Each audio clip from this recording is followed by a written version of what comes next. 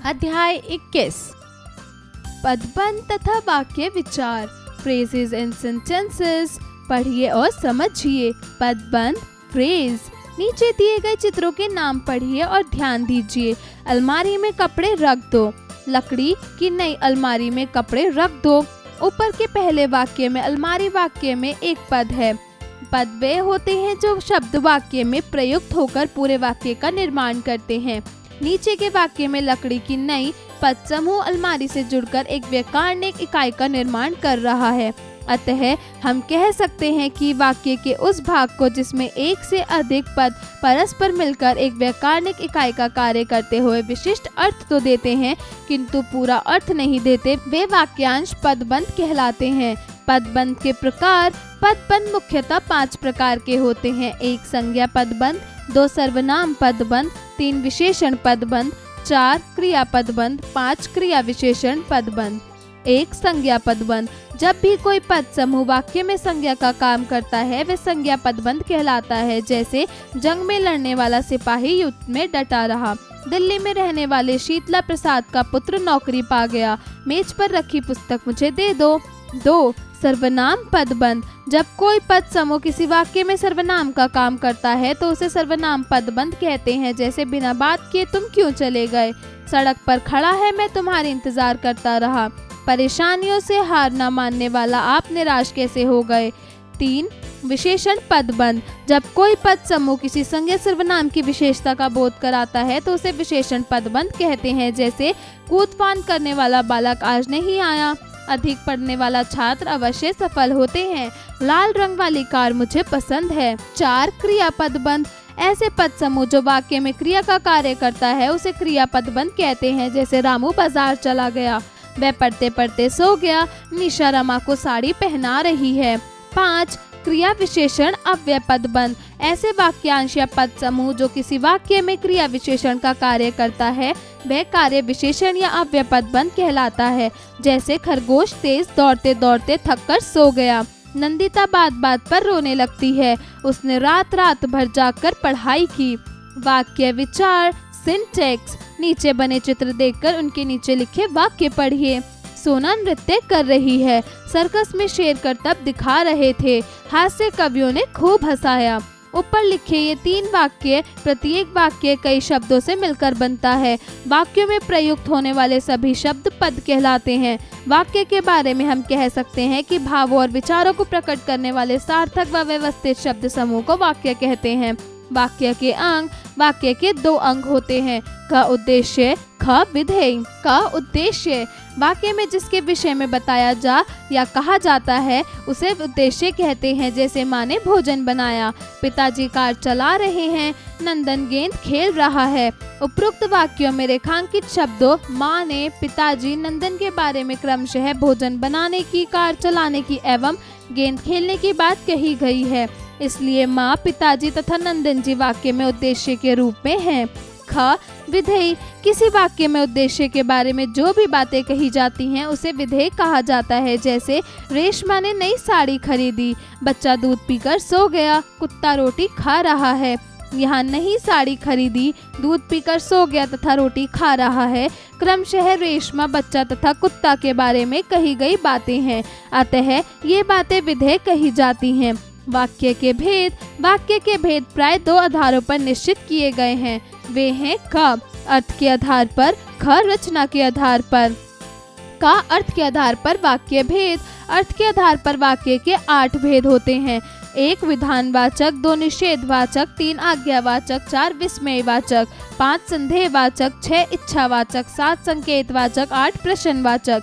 1 विधानवाचक वाक्य। ऐसा वाक्य जिसमें किसी कार्य या किसी बात के होने की बात कही जाती है वहाँ विधानवाचक वाक्य होता है। जैसे मैं खाना खाऊंगा। पिताजी दुबई जाएंगे। नेताजी ने भाषण दिया। 2 निषेधवाचक वाक्य। ऐसे वाक्य जिनसे किसी कार्य के न होने निषेध की जानकारी मिलती है या बोध होता है उन्हें निषेधवाचक वाक्य कहते हैं। जैसे आज मामा जी नहीं आएंगे। मैं आज दफ्तर नहीं जाऊंगा। विद्यालय में आज मैच नहीं खेला गया। 3 आज्ञावाचक वाक्य, ऐसे वाक्य जिनसे कोई आज्ञा, निवेदन, अनुमति आदि की जानकारी अथवा बोध होता है वे आज्ञावाचक वाक्य कहे जाते हैं। जैसे कृपया यहाँ भीड़ मत इकट्ठी कीजिए, मेरे पास मत आओ, जाकर कुछ काम करो, आप कल आ जाइएगा।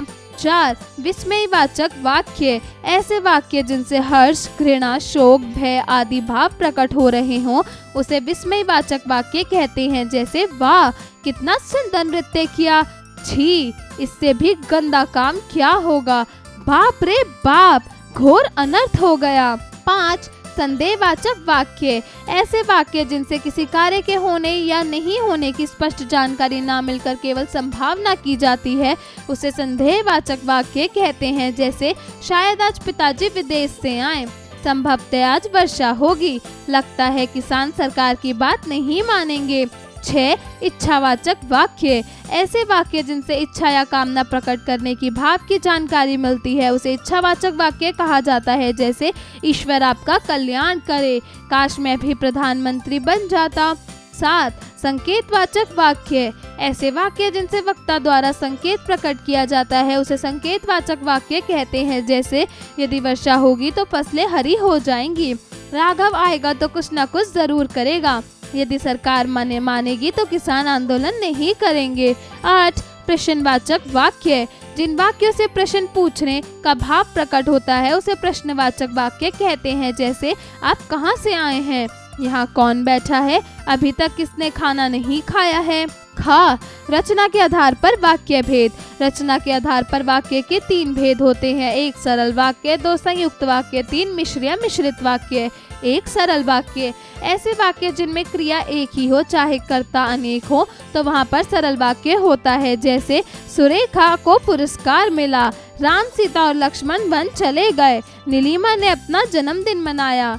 2 संयुक्त वाक्य, जिस वाक्य में उपवाक्य समान स्तर के होते हैं और तथा इसलिए और किंतु से जुड़े होते हैं उन्हें संयुक्त वाक्य कहते हैं। जैसे राम तो घर आ गया किंतु नरेश नहीं आया, तुम गीत गाते रहो और मैं तबला बजाता हूँ, मेरी परीक्षा होनी है इसलिए मैं पढ़ाई कर रहा हूँ। 3 मिश्र या मिश्रित वाक्य, ऐसे वाक्य जिनमें एक प्रधान उपवाक्य और दूसरा आश्रित उपवाक्य होता है उसे मिश्र या मिश्रित वाक्य कहते हैं। जैसे जो सामने बैठा है वह मेरा बेटा है, यदि वर्षा होगी तो जमीन गीली होगी। आइए पुनरावृत्ति करें। वाक्य के वे अंग जिसमें एक से अधिक पद परस्पर मिलकर एक व्याकरणिक इकाई का कार्य करते हुए विशिष्ट अर्थ देते हैं किंतु पूरा अर्थ नहीं बताते वे वाक्यांश पदबंध कहलाते हैं। पदबंध 5 प्रकार के होते हैं, 1 संख्या पदबंध, 2 सर्वनाम पदबंध, 3 विशेषण पदबंध, 4 क्रिया पदबंध, 5 क्रिया विशेषण पदबंध। वाक्य के अंग उद्देश्य, कर्ता, विधेय, क्रिया का समूह। वाक्य के भेद, अर्थ के आधार पर 1 विधानवाचक, 2 निषेधवाचक, 3 आज्ञावाचक, 4 विस्मयवाचक, 5 संदेहवाचक, 6 इच्छावाचक, 7 संकेतवाचक, 8 प्रश्नवाचक। रचना के आधार पर 1 सरला वाक्य, 2 संयुक्त वाक्य, 3 मिश्र या मिश्रित वाक्य। अध्यापन संकेत, शिक्षक शिक्षिका कक्षा में बच्चों को पदबंध तथा वाक्य विचार को उसके प्रमुख प्रकारों से अंतर संबंधित करते हुए समझाएं ताकि बच्चे पाठ से अपना जुड़ाव महसूस कर सकें। अभ्यास कार्य, मौखिक कार्य, स्पीकिंग स्किल्स, दिए गए प्रश्नों के उत्तर लिखिए।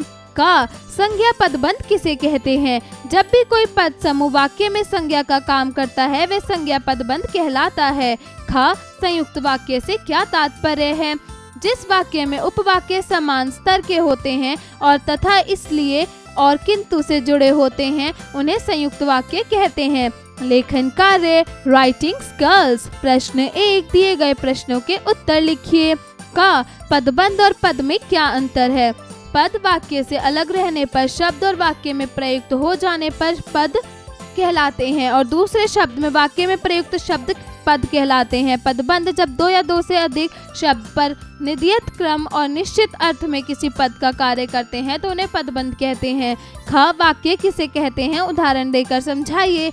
भाव और विचारों को प्रकट करने वाले सार्थक व्यवस्थित शब्द समूह को वाक्य कहते हैं। ग वाक्य के कितने अंग होते हैं? वाक्य के 2 अंग होते हैं, उद्देश्य तथा विधेय। घ मिश्र या मिश्रित वाक्य के बारे में बताइए। ऐसे वाक्य जिनमें एक प्रधान वाक्य और दूसरा आश्रित उपवाक्य होता है उसे मिश्र या मिश्रित वाक्य कहते हैं।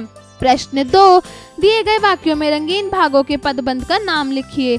का झूठ बोलने वाला तुम कब से सत्यवादी हो गए। विशेषण पदबंध। खा बांस की बनी बांसुरी तो श्याम बजाते हैं। विशेषण पदबंध। गा बच्चा रोते रोते सो गया। क्रिया विशेषण पदबंध। घा मनीषा अपने मायके जा रही है। क्रिया पदबंध। ड़ श्याम जी के बगीचे में खूबसूरत फूल लगे हैं। विशेषण पदबंध। च नानी जी का घर शहर से काफी दूर है। विशेषण पदबंध। छ वो गुस्सा करने वाली रंजना क्या बीमार है।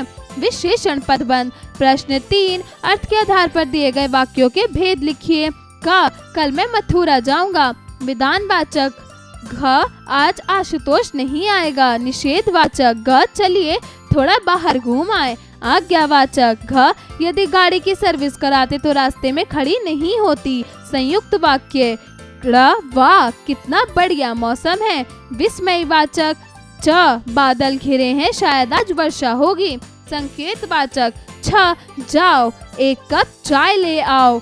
आज्ञावाचक। प्रश्न 4, दिए गए वाक्यों में उद्देश्य छांट कर लिखिए और विधेय के नीचे रेखा खींचिए। का सुशील बड़ा होनहार लड़का है। उद्देश्य सुशील, विधेय होनहार। खा किसान आंदोलन कर रहे हैं। उद्देश्य किसान, विधेय आंदोलन कर रहे हैं। गा अलका ने सुंदर भजन सुनाया। अलका उद्देश्य ने सुंदर भजन सुनाया। विधेय। घा सरिता ने भोजन किया और पढ़ने लगी। उद्देश्य सरिता, विधेय ने भोजन किया और पढ़ने लगी। ड़ा कल की प्रतिदिन पढ़ती है। उद्देश्य कल की, विधेय पढ़ने लगती है। च पिताजी कल मुंबई जाएंगे। उद्देश्य पिताजी, विधेय मुंबई जाएंगे। छ नरेंद्र बस से घर आया। उद्देश्य नरेंद्र, विधेय घर आया। ज मिसेज शर्मा अच्छा पढ़ाती हैं। उद्देश्य मिसेज शर्मा, विधेय अच्छा पढ़ाती हैं। झ नालंदा विश्वविद्यालय बिहार में था। उद्देश्य नालंदा विश्वविद्यालय, विधेय बिहार में था। य नाव दूर चली गई है। उद्देश्य नाव, विधेय चली गई। प्रश्न 5, रचना के आधार पर वाक्यों के सही प्रकार चुनिए। का जहाँ तक हमारी बात है मैं अपना कार्य स्वयं कर लूंगा। सरल वाक्य, मिश्र वाक्य, संयुक्त वाक्य। उत्तर संयुक्त वाक्य। खा संजय ने पढ़ाई की और पास हो गया। मिश्र वाक्य, सरल वाक्य, संयुक्त वाक्य। उत्तर मिश्र वाक्य। गा यह वह घड़ी है जो तुमने मुझे उपहार में दी थी। संयुक्त वाक्य, सरल वाक्य, मिश्र वाक्य। उत्तर मिश्र वाक्य। घ किसान दिल्ली के पास आंदोलन कर रहे हैं। सरल वाक्य, संयुक्त वाक्य, मिश्र वाक्य। उत्तर सरल वाक्य। ड़ रोहन कार चला रहा है और वह गाना भी सुन रहा है। मिश्र वाक्य, सरल वाक्य, संयुक्त वाक्य। उत्तर संयुक्त वाक्य। सोचे विचारें, क्रिटिकल थिंकिंग। प्रश्न 6, दिन रात मेहनत करने वाला वह परीक्षा में प्रथम आया है। वाक्य में विशेषण और सर्वनाम पदबंध दोनों हैं। कैसे, सोचकर बताइए। खेल खेल में। Brainstorming activity. प्रश्न 7, कक्षा अध्यापिका कक्षा अध्यापक जी के कक्षा में छात्रों के 3 समूह बनवाकर एक समूह में सरल, संयुक्त तथा मिश्र वाक्य बुलवाएं। प्रेरणादायक मूल्य। वाक्यों को आधार बनाते हुए मनुष्य को सदैव अपने व्यक्तित्व और व्यवहार में सरल, स्पष्ट होना और रचनात्मक पूर्ण वाक्यों का प्रयोग करना चाहिए।